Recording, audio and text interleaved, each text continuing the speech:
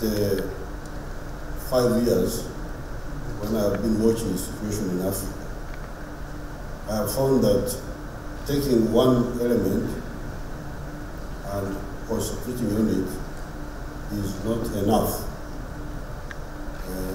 We have seen a cluster of about 10 bottlenecks that have really kept Africa behind. Infrastructure is one of them, is one of the bottlenecks. But there are other bottlenecks, like education.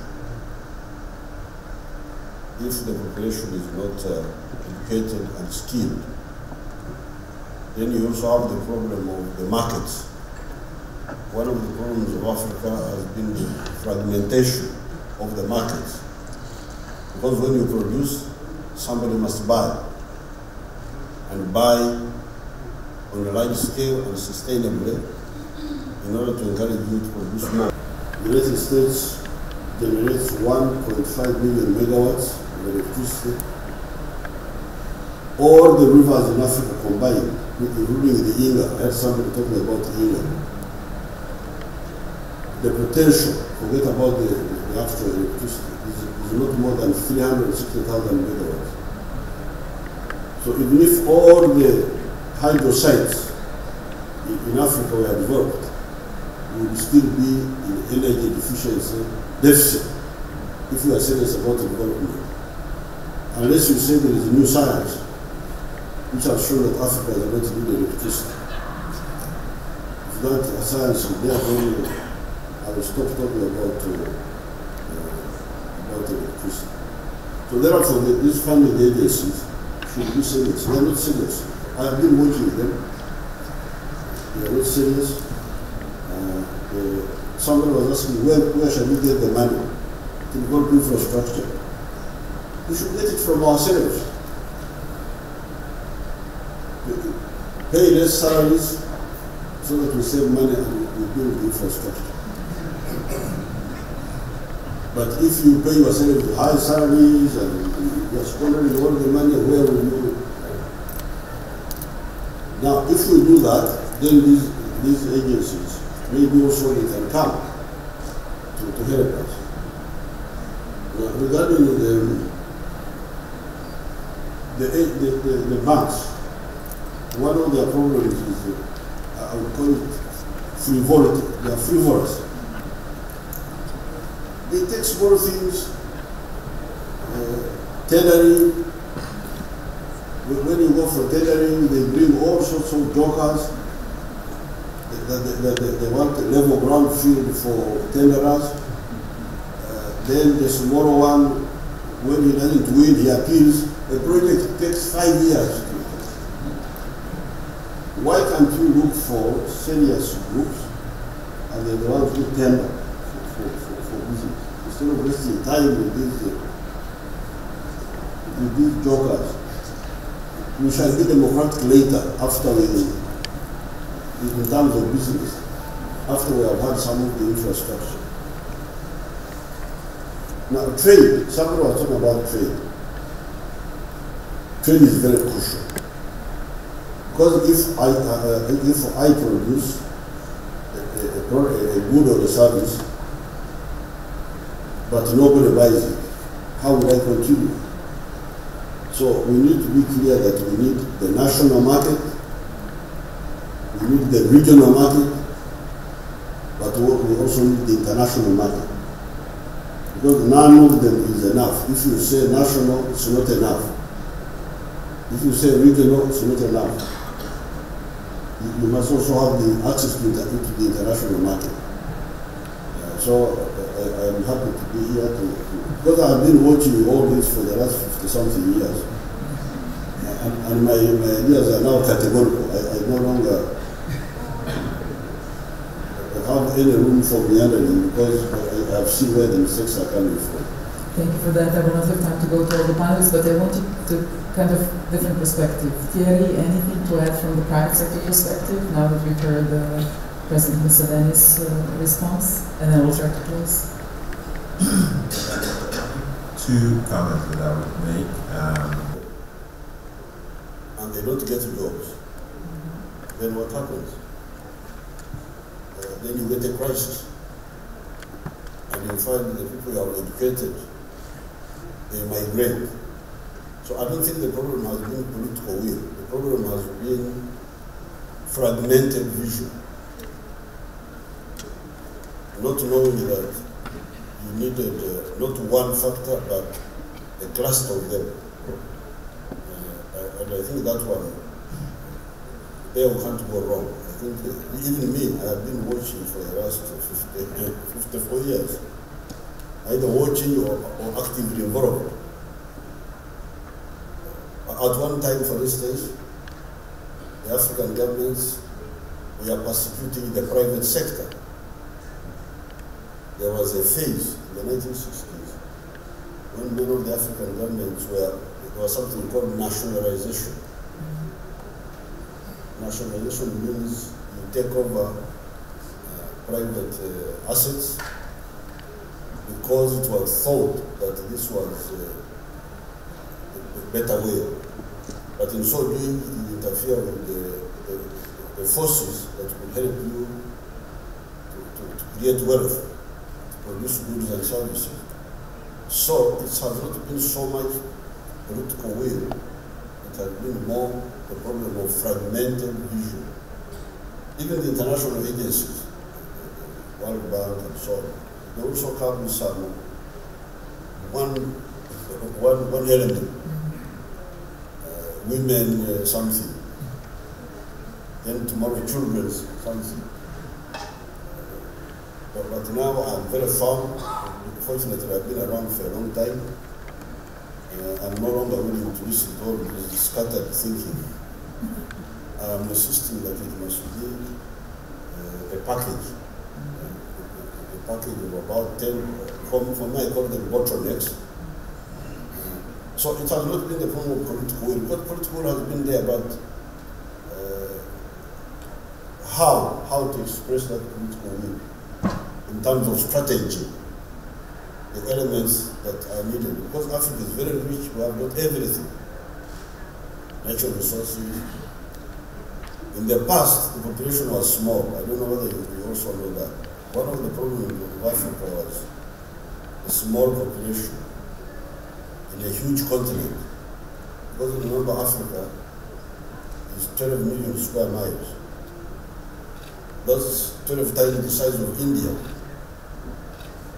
However, even today, when our population has gone up, still we are still a bit fewer than the Indians, who are in only one-tenth of the land area of Africa. But that issue is being solved. The population has grown now, and it is going to grow.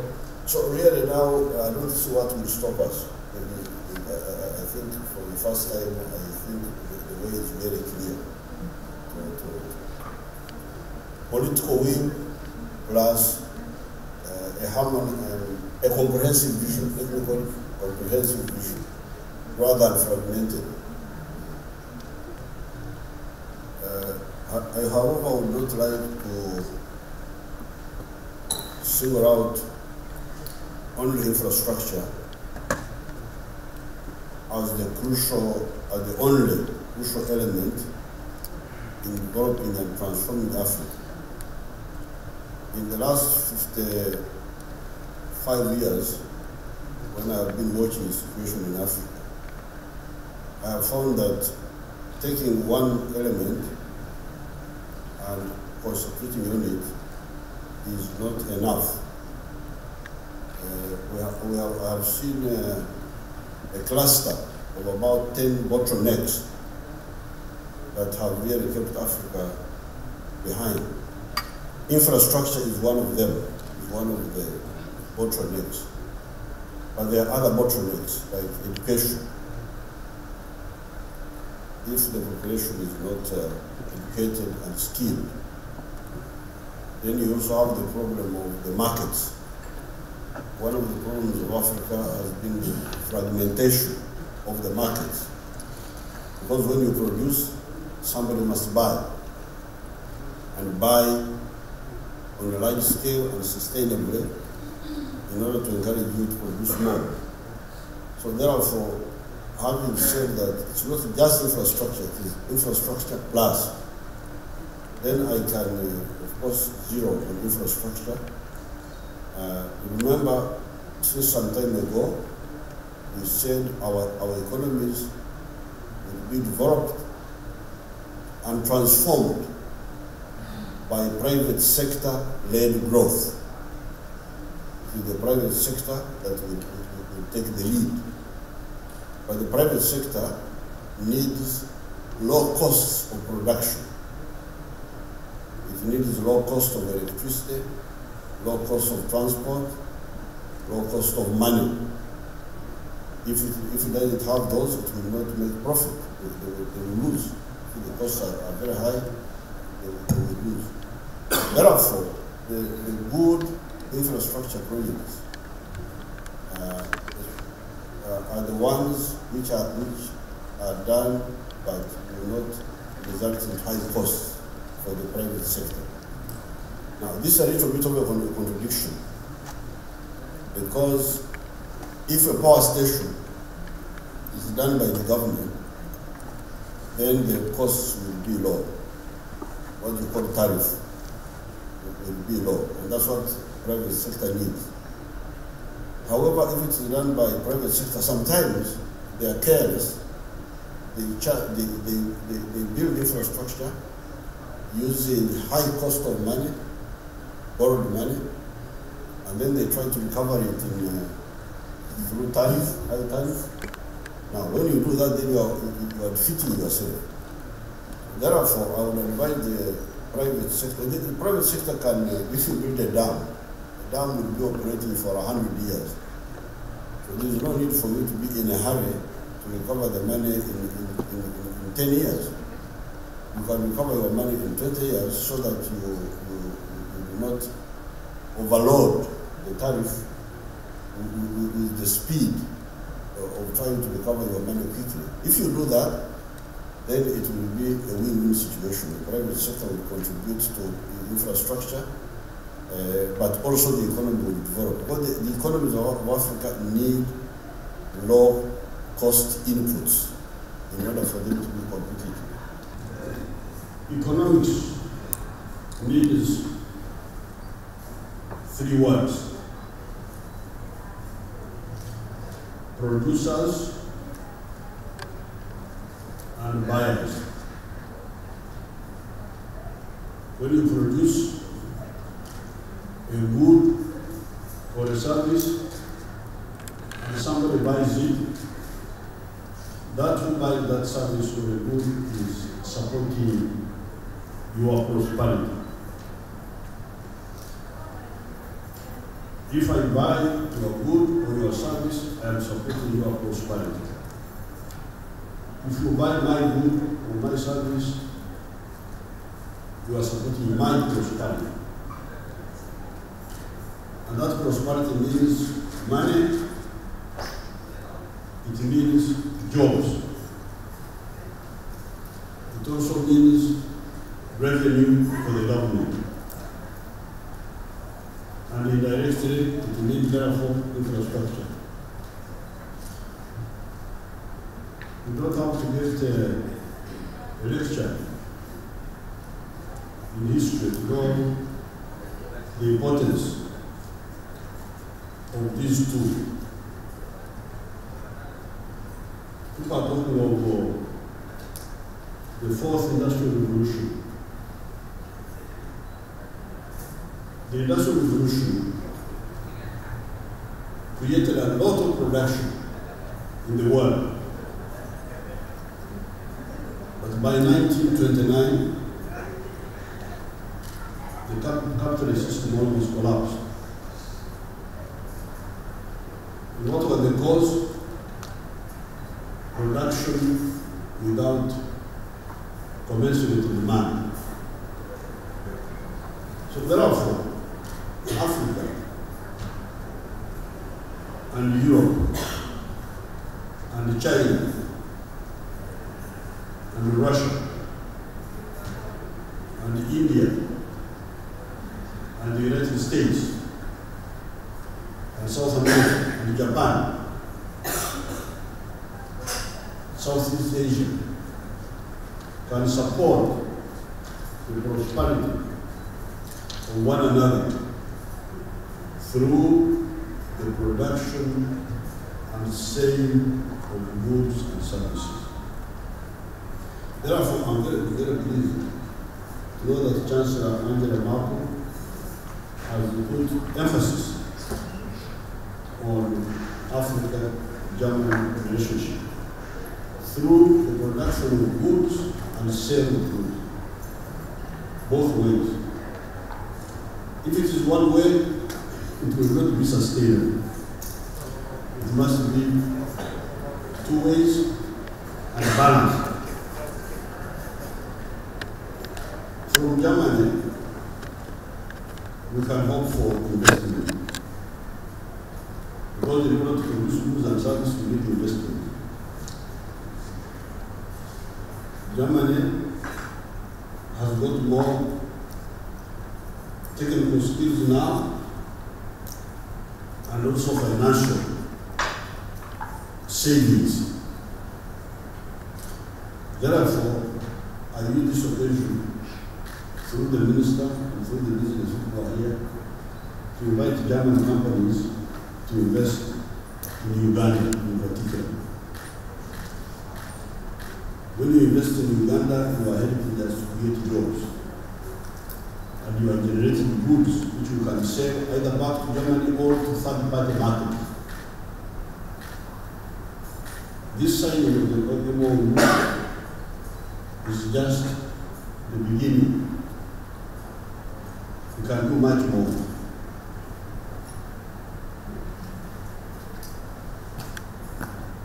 I am a very lucky man